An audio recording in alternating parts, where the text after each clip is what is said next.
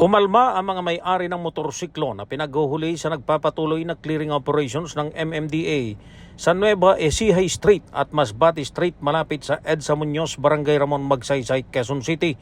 Pagpasok pa lamang ng main road patungo ng Nueva Ecija Street ay nakahambalang na sa lugar ang mga ambulant vendor at hilera ng mga motorsiklo at iba pang mga sasakyan na nakaharang sa kalsada. Nakipag-argumento pa kay MMDA Special Operations Group Strike Force Head Gabriel Go ang mga may-ari ng nakaparada sa daan ng mga motorsiklo dahil matagal naman na daw silang nagpaparada sa sidewalk.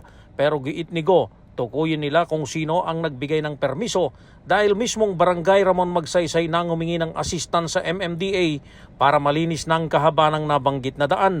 Kasama din ni Go sa operasyon si MMDA Assistant General Manager for Operations David Angelo Vargas. As of 9 a.m. ay umaabot na sa higit kumulang 20 sasakyan ang natitikitan at karamihan dito ay pawang mga motorsiklo.